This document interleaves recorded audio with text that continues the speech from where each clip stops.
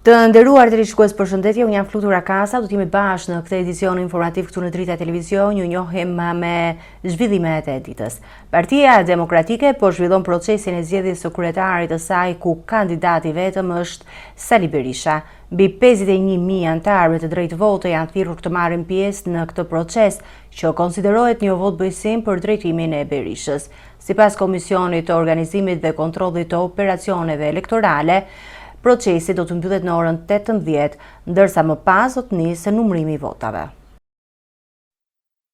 Partia Demokratike po zhvillon këtë të shtunë procesin e votimit për zgjedhjen e kryetarit të saj. Në të gjithë vendin janë hapur qendrat e votimit për mbi 51.000 anëtar demokratë me të drejtë vote, të cilët do të shprehen nëse mbështesin vijimin e drejtimit të partisë nga Sali Berisha. Në këtë garë, Berisha është kandidati vetëm, ndërsa procesi po konsiderohet si një votbëjsim politik brenda Partisë Demokratike për lidershipin e tij. Të gjithë demokratët dhe demokratët që kanë votuar deri tani në mbar Shqipërinë në një proces shembullor, në një proces në të cilin në mënyrën më demokratike, referendare i shprehin besimin ose shprehin vullnetin e tyre për kryetarin apo dhe kundër tij. Thirrjet për bojkot të kandidatëve të cilët u përjashtuan nga gara nuk i ndaluan votimet në Partinë Demokratike. Unë besoj se përplitjet e një përfaqësuesi të botës krimit nuk mundet me asgjë të përlyejnë këtë proces më demokrat në Shqipëri. Përfaqësuesit e botës krimit nuk kanë dhe nuk do kenë kur vend në këtë parti. Ndarja jonë me botën e krimit është ndarje për jetë e vdekje. Kjo është zgjidhje përfundimtare e jona. Askush dhe asnjëri nuk mund të mendoj se të konsideroj fuqi në këtë parti fuqinë e krimit. Jo, zero. Sipas kryetaris së Komisionit të Organizimit dhe Kontrolleve të Operacioneve Elektorale, Albana Vokshi, pjesëmarrja në votime ka qenë e konsiderueshme. Procesi i votimit nisi në orën 08 në të gjithë degët e partisë dhe do të përfundojnë në orën 18. Menjëherë pas mbylljes së qendrave të votimit do të nisë numërimi i fletëve, ndërsa rezultatet priten të publikohen pas përfundimit të procesit në të gjithë vendin. Zgjedhja e kryetarit i paraprin dhe mbajtjes së kuvendit kombëtar të Partisë Demokratike në 30 maj, ku pritet të diskutohen ndryshime dhe organizimi i strukturave drejtuese të partisë. Ervin Saliani ka reaguar gjatë procesit të votimit për kreun e Partisë Demokratike duke publikuar foto ku disa anëtar kanë shkruar emrin e tij në fletën e votimit. Ai falenderon demokratët nga gjithë Shqipëria dhe thotë se mesazhet e tyre tregojnë sipas tij se Partia Demokratike nuk është pronë personale askujt. Saliani e cilëson procesin si të deformuar dhe thotë se betejë për rikthimin e partisë tek anëtarët do të vazhdojë. Ish-deputeti i Partisë Demokratike Ervin Saliani ka reaguar në rrjetet sociale gjatë procesit të votimit për zgjedhjen e kryetarit të Partisë Demokratike duke publikuar disa foto nga fletvotimet ku sipas tij disa demokratë kanë shënuar emrin e tij. Në postimin e tij, Saliani shpreh mirënjohje për mbështetjen që thotë se ka marrë nga anëtarët e partisë në të gjithë vendin. Faleminderit dhe mirënjohje për çdo demokrat që sot ka zgjedhur të shënojë qartësisht preferencën e tij. Saliani pretendon se ka marrë qindra mesazhe dhe foto nga demokratë në deg të ndryshme të vendit, të cilët pas tij po reagojnë ndaj situatës brenda partisë, po më vijnë qindra mesazhe dhe foto nga demokratët që përmes votës, shkrimit, emrit apo refuzimit të farzës po tregojnë se Partia Demokratike nuk është pronë personale. Në reagimin e tij, deputeti përmend disa qytete, duke theksuar se mesazhet shtrihen nga Shkodra në Korçë, Vlorë, Kukës, Fier, Dibër, Elbasan, Gjorokastër, Berat, Lezhë, Durrës e Tiranë, nga çdo deg po vërshojnë reagimet dhe fotot e fletës së votimit. Saliani cilëson procesin të padrejtë dhe thotë se demokratët po reagojnë kundër tij. Kur gara vritet, kur alternativa përjashtohet edhe kur vula përdoret për të mbajtur peng opozitën, demokratët dinë të reagojnë me dinjitet. Në fund të reagimit të tij ai theksoi se betejë politike brenda PD-s do të vazhdojë. Ne nuk dorëzohemi. Do ta çmontojmë këtë farzë me kurajo, me demokratë lirë dhe me besim se Partia Demokratike do t'u kthehet anëtarëve dhe qytetarëve. Lideri aktual i Partisë Demokratike Sali Berisha vijon të ketë mbështetje të gjerë politike, ndërsa në qytetin e Kavajës procesi i zgjedhjeve për drejtimin lokal të partisë është zhvilluar në mënyrë të qetë dhe demokratike. Lideri i Partisë Demokratike, Sali Berisha, është përmendur si një figurë politike me mbështetje të gjerë brenda kampit opozitar, pavarësisht sfidave dhe zhvillimeve politike që e kanë shoqëruar në vitet e fundit. Në qendrime publike është theksuar se ai ka vijuar aktivitetin politik dhe ka ruajtur mbështetjen e një pjese të konsiderueshme të elektoratit opozitar. Ndërkohë, procesi zgjedhor për strukturat e Partisë Demokratike në Kavaj është zhvilluar në kushte qetësie dhe normaliteti. Votimi është organizuar në hollin e kinemas së qytetit dhe ka nisur në orën 8 të mëngjesit, ndërsa pritet të përfundojë në orën 6 të pasdites. Organizatorët kanë vlerësuar pjesëmarrjen si të lartë dhe procesin si të rregullt, pa incidente të raportuara.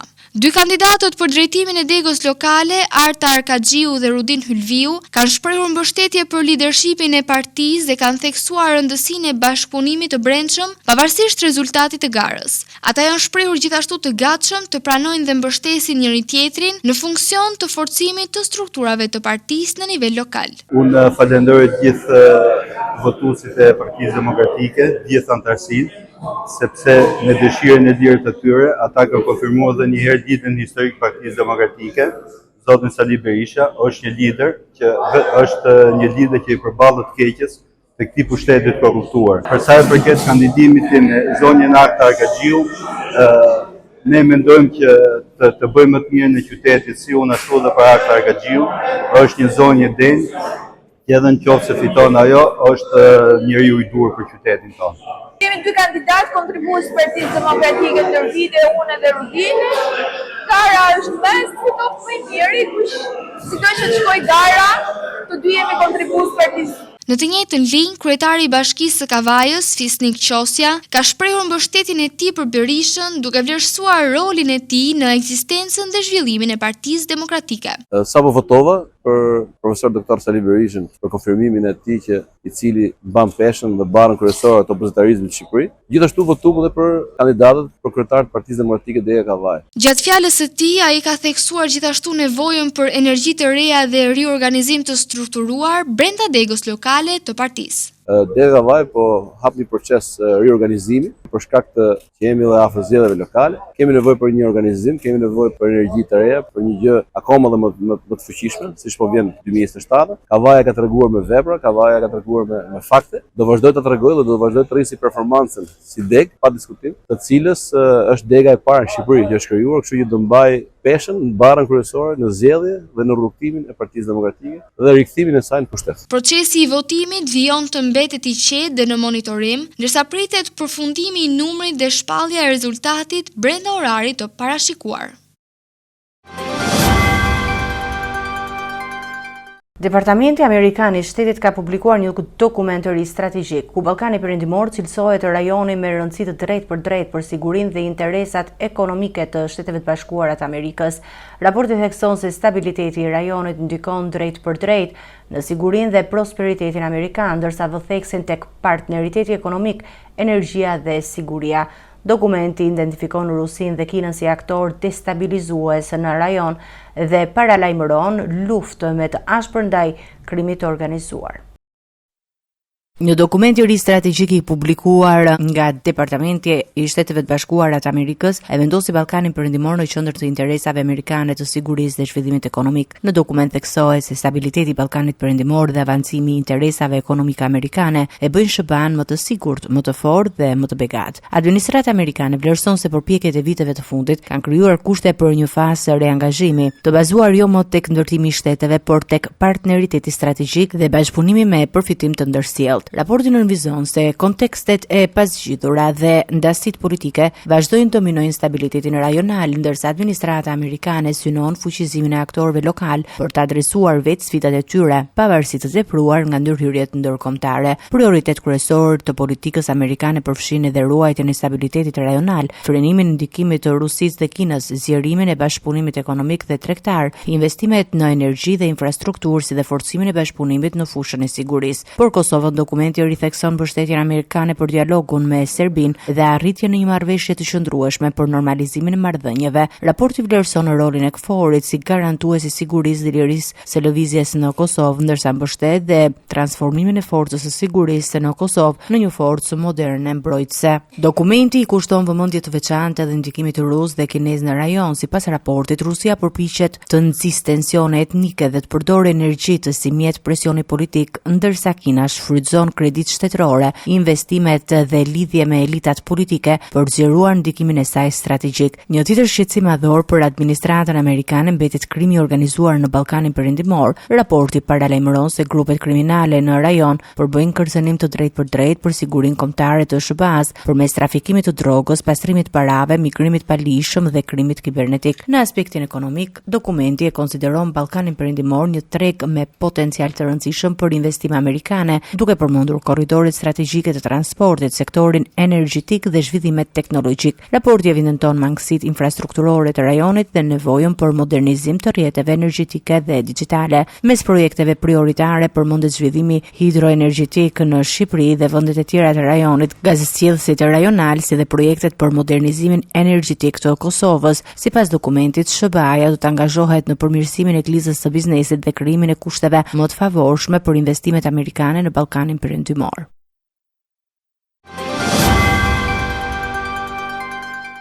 Bordi i Transparencës ka vendosur uljen e çmimeve të karburanteve në tregun vendas duke reflektuar luhatje në bursat ndërkombëtare. Duke nisur nga kjo shtunë, nafta do të shitet me 2 lekë më lirë për litër, ndërsa benzina me 4 lekë më lirë për litër.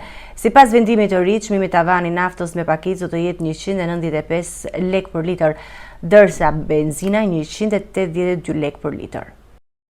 Karburantet në vend do të tregtohen me çmime më të ulta, duke nisur nga kjo shtunë. Bordi i Transparencës vendosi reduktimin e çmimit të naftës dhe benzinës në reflektim të lëvizjes së fundit në bursat ndërkombëtare të hidrokarbureve. Sipas vendimit të publikuar, çmimi i naftës në tregun me pakicë nuk do të kalojë nivelin e 195 lekëve për litër, duke shënuar një ulje prej 2 lekësh krahasuar me çmimin e mëparshëm prej 197 lekësh për litër. Ndërkohë, në tregun me shumicë, çmimi i tavani i naftës është përcaktuar në 183 lekë për litër, edhe benzina ka psuar ulje të ndjeshme në çmim. Nga kjo fundjavë ajo do të shitet në pikat e karburantit jo më shumë se 182 lekë për litër ose 4 lekë më lirë krahasuar me çmimin e mëparshëm prej 186 lekë për litër. Në tregun me shumicë, benzina do të tregtohet me një çmim maksimal për 170 lekë për litër. Vendimi i Bordit të Transparencës hyr menjëherë në fuqi dhe pritet të reflektohet në të gjitha pikat e tregtimit të karburantit në vend. Ekspertët e tregut e lidhin këtë lëvizje me zhvillimet e fundit në tregjet ndërkombëtare të naftës, ku çmimet kanë psuar luhatje për shkak të pasigurisë gjeopolitike dhe ndryshimeve në kërkesën globale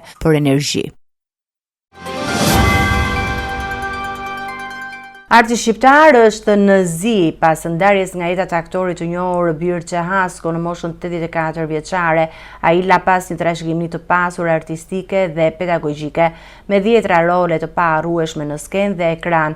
Hasko mbetet një ikon e kinematografisë shqiptare. Kontributi i tij u vlerësua ndër vite me titull Mjeshtri i Madh dhe Qytetar Nderi i Orikumit. Është ndar nga jeta në moshën 84 vjeçare aktori i njohur Birçe Hasko, një prej emrave më të rëndësishëm të teatrit dhe kinematografisë shqiptare, i cili për dekada me radhë i dha artit shqiptar role të paharrueshme dhe edukoi breza të tërë artistësh. I lindur në Dukat të Vlorës me 15 mars 1943, rrugtimi i tij artistik nisi herët pas një periudhe pune si mësues në Memaliaj, ku angazhua në estradën amatore. Ai nisi studimet në Institutin e Lartë të Arteve në vitin 1965. Pas diplomimit, Birçe Hasko do të shërbente për shumë vite si pedagog i mjeshtrisë së aktorit, duke fituar edhe titullin akademik profesor. Në skenën teatrore, ai interpretoi mbi 12 role, ku spikati veçanërisht personazhi Milos në komedinë e njohur Shi në plazh, rol që mbeti gjatë në kujtesën e publikut shqiptar. Megjithatë, ishte kinematografia ajo që e bëri një figurë të dashur për publikun e më gjerë. Karriera e tij në film nisi në vitin 1971 në rolin e ballistit në filmin Kur zbardhi një ditë. Më pas ai interpretoi në dhjetra produksione të rëndësishme shqiptare, duke sjellë personazhe ikonike si Meti Jaho në radiostacion Syria ai në Skëterr 43 dhe rolin e mësuesit në Gurët e shtëpisë sime. Interpretimi i tij fundit erdhi në vitin 2009 me filmin Kronik Provinciale, duke mbyllur një karrierë të gjatë dhe të suksesshme me mbi 30 filma. Për kontributin e jashtëzakonshëm në artin shqiptar, Birxhe Hasku nderua në vitin 2002 me titullin Mjeshtër i Madh, ndërsa në vitin 2007 u shpall qytetarin deri i Orikumit. Me ndarjen e tij nga jeta, arti shqiptar humbet një profesor të përkushtuar dhe një aktor të rrallë, ndërsa publiku shqiptar një prej figurave më të dashura të ekranit dhe skenës.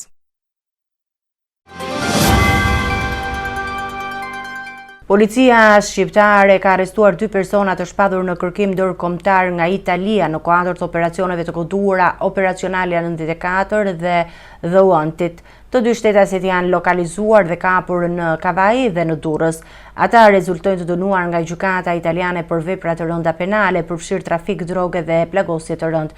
Aktualisht po vijojnë procedurat për ekstradimin e tyre drejt Italisë. 2 shtetas të kërkuar nga drejtësia italiane janë arrestuar në Shqipëri në kuadër të operacionit të policisë së shtetit Operacionalia 94 dhe The Wanted. Në Kavaj, shërbimet e drejtorisë së policisë së posaçme operacionale lokalizuan dhe ndaluan 48 vjeçarin Sajmir Dakoli, i cili është shpadur në kërkim ndërkombëtar nga autoritetet italiane. Sipas policisë, gjykata e apelit e Venecias e ka dënuar atë me 7 vite e 4 muaj burg për veprën penale trafikimi lëndëve narkotike, nga të cilat i kanë mbetur ende për të vuajtur 6 vite e 4 muaj e 20 ditë. Në një tjetër operacion në Durrës, në lagj numër 1 u arrestua një 47 vjeçar identifikuar si Elton Stafa, i cili rezulton me disa identitete të tjera. Policia bën të ditur se ai është dënuar nga gjykata e apelit në Milano me 5 vite e 7 muaj burgim për vepra penale, plagosje rënd me dashje, mbajtje e sendeve të vjedhura dhe mbajtje pa leje e armëve sipas legjislacionit italian. Autoritetet shqiptare theksojnë se po vijon bashkëpunimi mes Interpol Tirana dhe Interpol Roma për finalizimin e procedurave të ekstradimit të 2 arrestuarve drejt Italisë. Një incidenti armatosur është regjistruar në orët e para të mëngjesit në zonën e Mikrolimanos në Athinë. Policia greke plagosi një 41 vjeçar shqiptar pasi dyshohet se u drejtoi armën efektiveve gjatë tentativës për t'u arratisur. I plagosuri është identifikuar si Alessio Gjello nga Fieri, i njohur në Grishi me Nov Këntiti. Në vendngjarje u sekuestruan armë zjarri dhe granata, ndërsa autoritetet po hetojnë rrethanat e ngjarjes. Një ngjarje e rëndë me armë ka troditur orët e para të së shtunës zonën e Mikrolimanos në Athinë, ku policia greke u përfshi në një shkëmbim zjarri me një shtetas shqiptar të konsideruar me rrezikshmëri të lartë. Sipas mediave greke, gjithçka ndodhi rreth orës 5:30, ku efektivi të stacionit policor të Pireut vënë re një person që lëvizte në mënyrë të dyshimt pranë një dyqani në zonë. Që të përpikjes për të kontrolluar, i dyshuari tentoi të largohej dhe sipas policisë u drejtoi armën efektivëve. Në ato momente, policët treguan me njëherë duke ju kundërpërgjigjur me armë zjarri. Nga shkëmbimi i zjarrit, dyshuari mbeti i plagosur dhe u transportua me urgjencë në spitalin Atikon, ku ndodhet në mbikëqyrjen mjekësore dhe policore. Gjatë kontrollit në vendin e ngjarjes, autoritetet greke sekuestruan 3 armë zjarri dhe 6 granata, të cilat dyshohen se i përkasin 41 vjeçarit. Pas identifikimit, policia bëri të ditur si plagosuri është Alessio Gjello nga Fieri, i njohur në Greqi me Nov Këntiti. Sipas operatorëve, ai ka përdorur më herët dhe identitetin Astrid Hasani dhe rezulton person me precedent të rënd penal. Mediat greke raportojnë se Gjello ishte i njohur për organet e drejtësisë shqiptare për disa vepra të rënda penale, mes tyre trafik armësh dhe municionesh luftarake, rrëmbim personi, largim nga vendi i qëndrimit si dhe tentativë për vrasje të punojësve të policisë së shtetit. Ajo që ka ngritur pikpyetje janë përhetuesi të shfaktit se të paktën deri vitin e kaluar 41 vjeçari ndodhej në arrest shtëpie në Fier në mbikëqyrjen e vazhdueshme nga forcat e FNSH-s. Autoritetet po hetojnë tashmë mënyrën se si ai ka mundur të largohet nga Shqipëria dhe të përfundojë në territorin grek. Ndërkohë, policia greke vijon hetimet për të zbuluar lidhjet e mundshme kriminale të shqiptarit dhe aktivitetin që ai dyshohet të ushtronte në Athinë.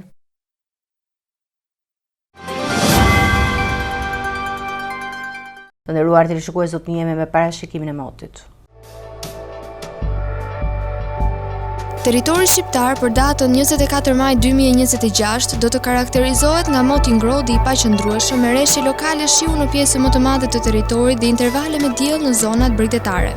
Paraditja do të sjellë kthjellime të pjeshme në ulëtësirën perëndimore, ndërsa gjatë pasdites rreshjet do të përfshin kryesisht zonat qendrore, lindore dhe jugore. Temperatura minimale pritet të zbresë deri në 11 gradë Celsius, ndërsa ajo maksimale do të arrijë deri në 28 gradë Celsius. Gjatë ditës pritet rreth 5 deri në 8 orë me diell, më të theksuar në Bregdet dhe në jug perëndim. Era do të fryejë lehtë deri mesatare nga drejtimi jug perëndimor me shpejtësi 2 deri në 6 metra për sekond. Deti do të ketë dallëzim të ulët rreth 1 deri në 2 ballë. Indeksi ultraviolet për Tiranën pritet të jetë i lartë rreth 7. Sipas të dhënave astronomike, lindja e diellit në Tiranë do të jetë rreth orës 5:08 minuta, ndërsa perëndimi rreth orës 20:08 minuta. Temperaturat minimale dhe maksimale për disa qytete kryesore të Shqipërisë do të jenë si më poshtë. Shkodër, 19 deri në 27 gradë Celsius. Kukës, 15 deri në 24 gradë. Peshkopi, 15 deri në 23 gradë Celsius. Tiranë, 19 deri në 28 gradë Celsius. Durrës, 19 deri në 27 gradë Celsius. Kavaj, 18 deri në 26 gradë. Elbasan, 19 deri në 27 gradë Celsius. Berat, 17 deri në 26 gradë Celsius. Korçë, 11 deri në 18 gradë Celsius. Vlorë, 19 deri në 24 gradë Celsius. Gjirokastër, 17 deri në 24 gradë Celsius. Sarandë, 18 deri në 26 gradë Celsius. Territori i Kosovës për datën 24 maj 2026 do të karakterizohet nga moti ndryshueshëm me vranësira të pjeshme dhe rreshje lokale të dobta në disa zona perëndimore dhe jugore. Paraditja do të jetë më e qëndrueshme me intervale me diell, ndërsa pasditja sjell rreshje të lehta të përkohshme në disa rajone. Temperatura minimale pritet të zbresë deri në 12 gradë Celsius, ndërsa ajo maksimale do të arrijë deri në 24 gradë Celsius. Era do të fryhet lehtë nga drejtimi veri perëndimor me shpejtësi 2 deri në 5 metra për sekond. Indeksi ultraviolet për Prishtinën pritet të jetë mesatar deri i lartë rreth 6. Sipas të dhënave astronomike, lindja e diellit në Prishtinë do të jetë rreth orës 4:58 minuta, ndërsa perëndimi rreth orës 20:06 minuta. Temperaturat minimale dhe maksimale për disa qytete kryesore të Kosovës do të jenë si më poshtë. Mitrovica, 13 deri në 24 gradë Celsius. Podujev, 12 deri në 20 gradë Celsius. Skënderaj, 14 deri në 23 gradë. Pej, 14 deri në 21 gradë Celsius. Prishtinë, 13 deri në 20 gradë Celsius. Gjakov, 14 deri në 23 gradë. Malishev, 14 deri në 21 gradë Celsius. Gjilan, 12 deri në 18 gradë Celsius. Therizaj, 14 deri në 18 gradë Celsius. Kaçanik, 12 deri në 17 gradë. Suharek, 14 deri në 20 gradë Celsius. Prizren, 14 deri në 18 gradë Celsius. Ishte gjithçka e përgatitur në këtë edicion informativ. Për më shumë zhvillime klikoni në faqen tonë zyrtare drita.tv, mund na ndiqni në rrjetet sociale Facebook, Instagram, YouTube, ku jemi me përditësime në çdo kohë. Vazhdoni të qëndroni në shoqërinë e televizionit Drita, bashkë me u takofshim në edicionin e ardhshëm.